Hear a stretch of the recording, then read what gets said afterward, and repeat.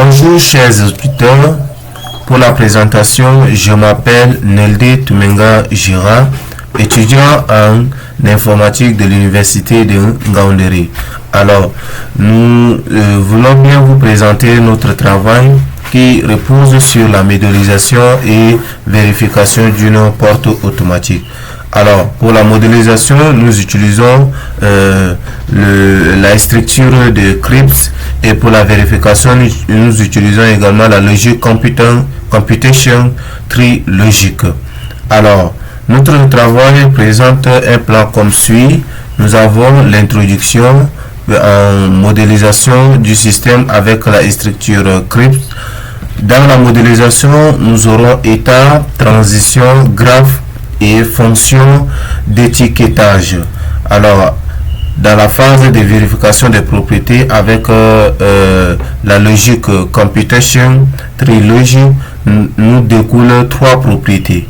La première propriété nous renvoie à la possibilité qu'une porte soit ouverte. La seconde nous renvoie à la possibilité qu'une porte ne peut pas être à la fois ouverte et en cours de fermeture. Et la dernière propriété nous rassure qu'une porte est en cours d'ouverture et elle finira par être ouverte. Et nous allons également conclure notre thème par une conclusion.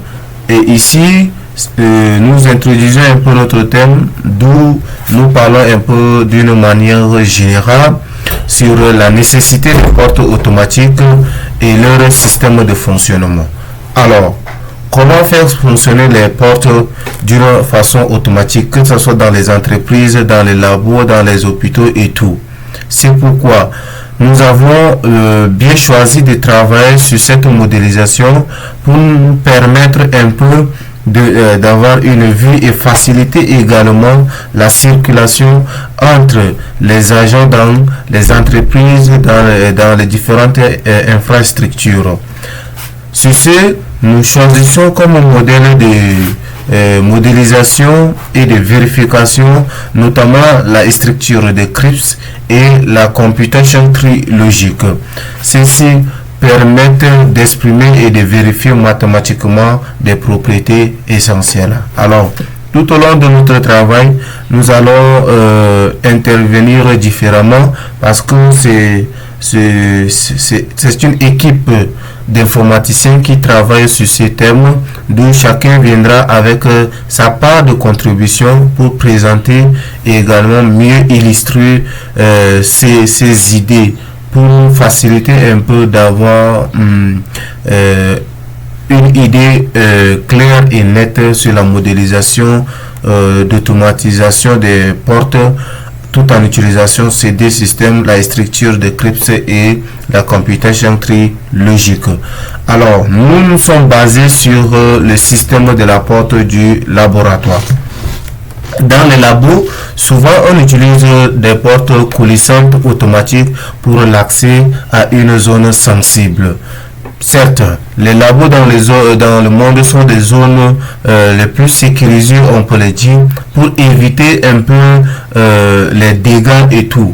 Alors, l'on pense également de mettre en place un système qui permet de gérer les portes, et que ces portes doivent détecter des mouvements d'une façon à une autre. Mais dans notre cas ici, nous avons choisi le système de contrôle de la porte peut être décrit par les étapes séquentielles suivantes. Nous commençons d'abord par le démarrage.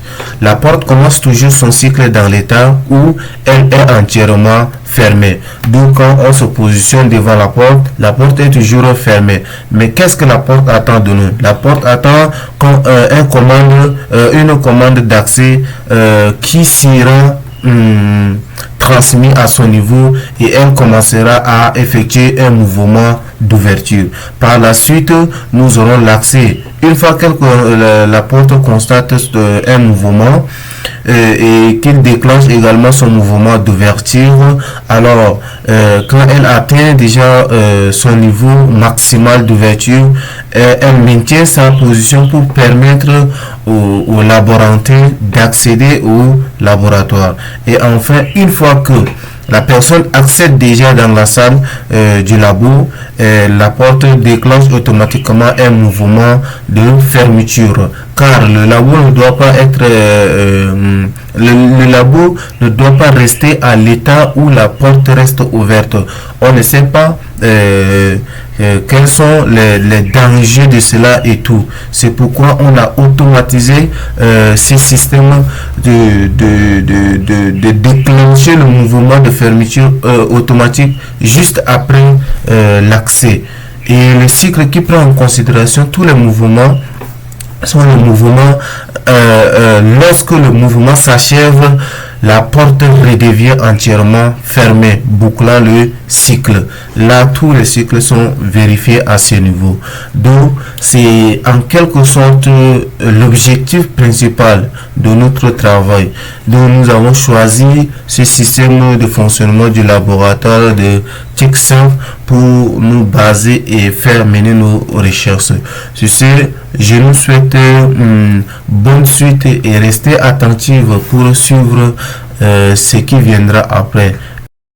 Bonjour chers auditeurs, je suis l'étudiant Hong Yacine. Je vais me charger de la présentation de la modélisation du système avec la structure crypt.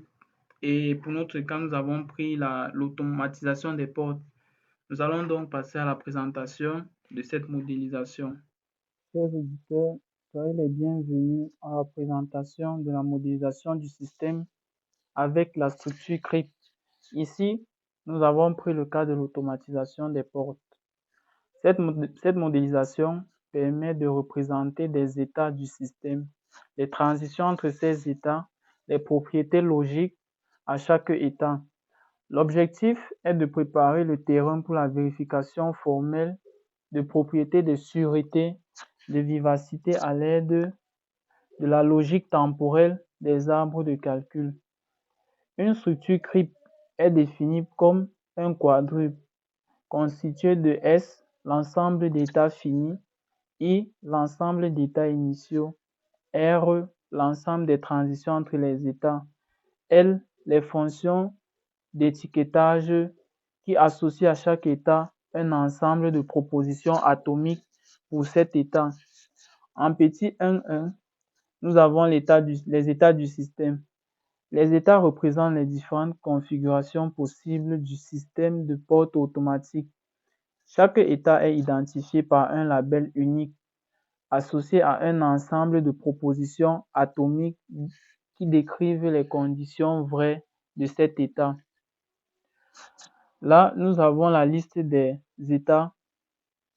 Nous avons S0 qui représente fermé, ce qui signifie que pour le cas de notre porte, cela veut dire que la porte est entièrement fermée. Et maintenant, nous avons donc l'état S1 qui représente l'ouverture en cours, l'état S2 qui représente ouverte et l'état S3 qui représente la fermeture en cours. Et maintenant, donc, comme ensemble d'états que nous avons donc recensés, nous avons S0, S1 et S3. Et comme ensemble d'états initial, nous avons S0. Nous passons donc au 1,2 qui représente la transition entre ces états. Les transitions définissent l'évolution possible du système. Chaque transition est une paire où S définit l'ensemble des états. Comme liste des transitions ou couplets que nous avons fait à partir des états, nous avons donc le passage de l'état S0 à l'état S1, qui signifie donc le début de l'ouverture. Nous avons donc de S1 à l'état S2, ouverture terminée. Ensuite, de l'état S2 à l'état S3, début de la fermeture. Et donc, à la fin, nous avons S3, de l'état S3 à l'état S0, fermeture terminée. Ceci étant donc l'ensemble des transitions que nous avons recensées. Nous allons donc passer à la modélisation de notre système. ce qui nous permettra de comprendre les différentes transitions entre les états. Comme explication que nous pouvons apporter à ce graphe, nous pouvons donc dire les nœuds représentent les états et les flèches représentent les transitions. Les étiquettes dans les nœuds indiquent le nom de l'état et la proposition atomique vraie. Arrivé donc au cours de cette présentation, je vais donc laisser le soin à mon homologue de vous présenter le petit 1.4 qui représente les fonctions d'étiquetage. Merci pour votre aimable attention. Bonjour à tous, je m'appelle Mouktar Yaouba, étudiant Master 1. Alors dans cette partie, nous allons définir la fonction d'étiquetage de notre système, qui n'est qu'une fonction associée à chaque état d'un système et un ensemble de propositions atomiques qui sont vraies dans cet état. Alors de façon mathématique, de façon formelle, nous allons donc représenter notre fonction d'étiquetage comme suit, où S est l'ensemble de tous les états du système et A est l'ensemble de toutes les propositions atomiques possibles. Alors dans le côté de notre système, où nous avons 4 états, alors la proposition mathématique peut être définie comme ceci: fermé, ouverture, ouverte, fermeture, où nous pouvons donc associer la fonction, la proposition atomique possible. Donc fermé qui prend la fermeture, qui prend ferme, ouverture qui prend ouverture, ouverte qui prend ouverte et fermeture qui prend fermeture. Alors, après avoir défini cette fonction, nous allons donc procéder à démontrer les différentes propositions du système CTL. Alors, dans notre contexte, nous allons donc démontrer qu'il est toujours possible que la porte soit ouverte. Alors, en CTL, nous allons donc représenter ça par ceci, où nous pouvons donc décomposer comme ceci, où AG défini comme pour tout le chemin, dans tous les états du futur, il existe un chemin où éventuellement la porte est ouverte.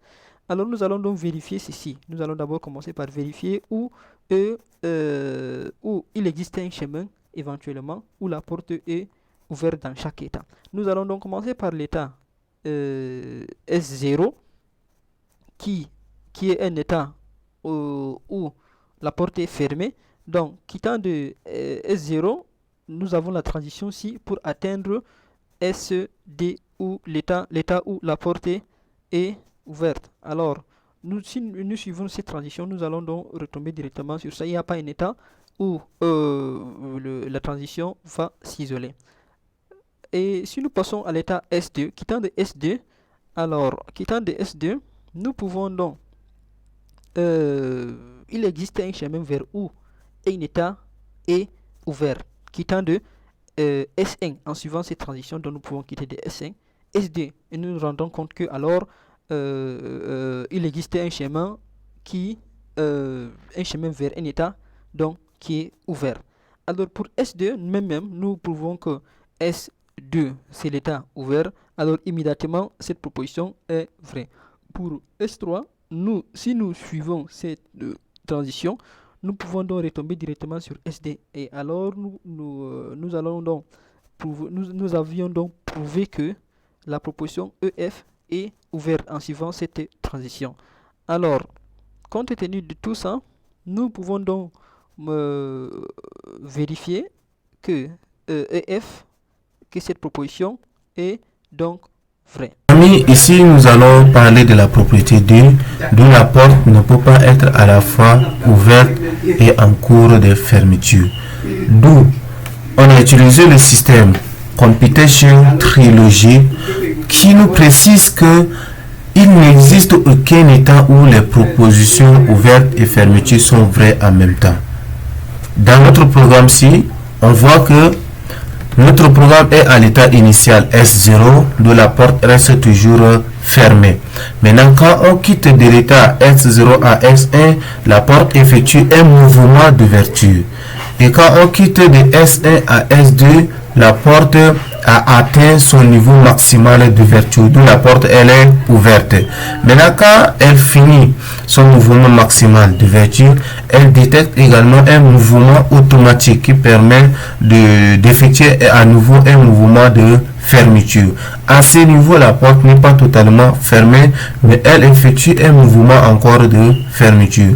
Mais quand nous sommes de l'état, on atteint déjà l'état S3 à S0, la porte a atteint son seuil maximal qui est la fermeture totale. Alors pourquoi le programme nous renvoie true state? Quand ces états sont vérifiés et que le programme renvoie correct, alors on va toujours recevoir un message que notre programme est toujours vérifié et ça fonctionne bien. C'est pourquoi ici dans notre programme, on utilise une intuition AGP qui signifie dans tous les états A. A signifie les états, c'est tous les états. A prend en général tous les états. Et pour toujours dans le futur G. G projette toujours dans le futur la propriété P est vraie. Ici, P est égal à quoi? P est égal aux états, des états à l'ouverture et à la fermeture. Donc, dans chaque état du modèle, il est vrai que la porte n'est jamais simultanément ouverte et en train de se fermer. Vérifions ensemble. Dans l'état SAT, ici, ouverture, est vrai uniquement. Et SAT, fermeture, est vrai à l'état 3. À l'état 3 qui est S3 et à l'état S2 qui est également notre état 2 dans le programme. Maintenant, si SAT ouverte et fermeture nous affiche un message vide, c'est parce que une porte ne peut pas être à la fois ouverte et fermée. Et également, le SAT nous permet également de calculer tous les états possibles, qui prend en général les états possibles, qui renvoie toujours le programme vrai. Alors, ce qu'on doit retenir ici est que S1 et S2 n'ont ni ouverte ni fermeture, mais une fermeture vraie dans ce modèle simple. C'est pourquoi si on essaie d'avancer ici, nous comprenons, nous essayons d'appliquer le calcul des ensembles de satisfaction qui est le SAT. Essayons de calculer le SAT ouverture et fermeture. Qu'est-ce que ça nous renvoie? On a ici SAT ouverture, intersection, SAT fermeture. Alors, si on fait l'intersection de la porte ouverte et l'intersection d'une porte fermée, alors ça nous renvoie toujours un message vide. Il n'existe aucun état où les deux atomes sont vrais simultanément. Donc, SAT ouverture et fermeture nous renvoie à l'ensemble de tous les états du modèle S0, S1, S2 et S3. Maintenant, rappel, AGP est vrai dans un état S si tous les états accessibles à partir de S, y compris la satisfont. Maintenant, si la satisfont ouverte et fermeture est satisfait par tous les états, donc pour chaque état, tous ses successeurs satisfont.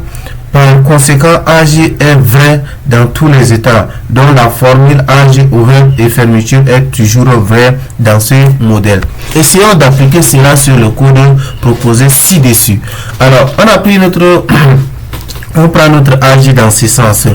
AG, à la fin, on déclenche ouverture et fermeture. On voit ici, résultat attendu dans MSUV. Si on applique dans NUMSV, la propriété doit être vérifiée. C'est vrai, d'accord, elle peut être vérifiée. Si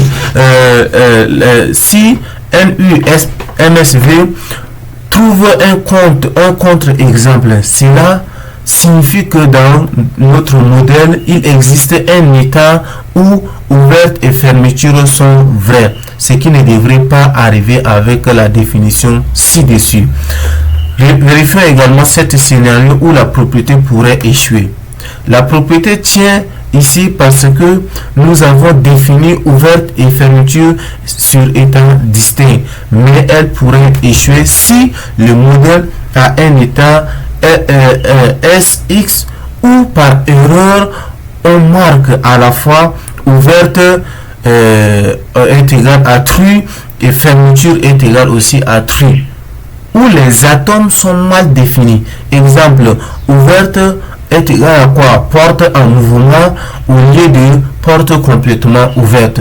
Donc ce sont ces genres d'inventions qu'on met au cours de notre exécution dans le programme. Ça va nous renvoyer toujours des messages ici parce que nous, on n'a pas défini notre programme tel qu'elle est, mais si si on ne prend pas en considération ces modifications, alors on va toujours recevoir ces genres d'erreurs. C'est pourquoi on a un peu suggéré cette partie de scénario pour voir un peu rappeler également à nos auditeurs. L'idée est que il faut toujours respecter les étapes prises en compte.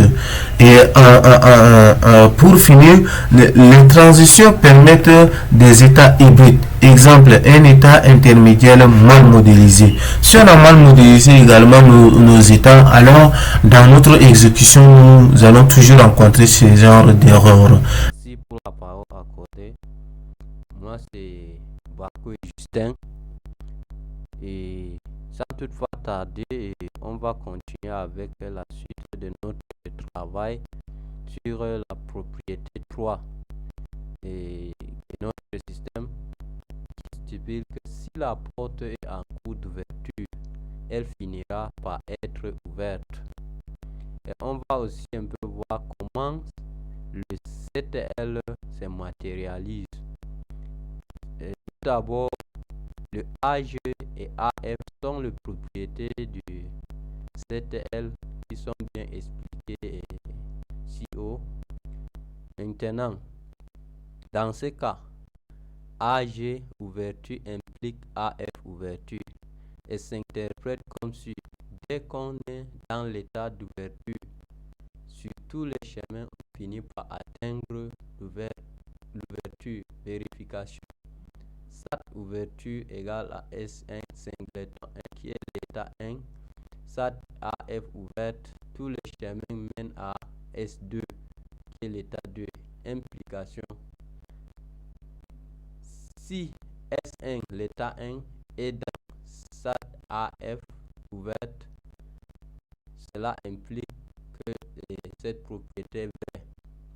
En conclusion, nous avons utilisé une structure décrite pour modéliser le comportement de la porte, des formules CTL pour exprimer des propriétés de sûreté et de vivacité, une vérification pas à pas en calculant les ensembles d'automatisation des portes respectent les propriétés souhaitées avant même sa mise en œuvre.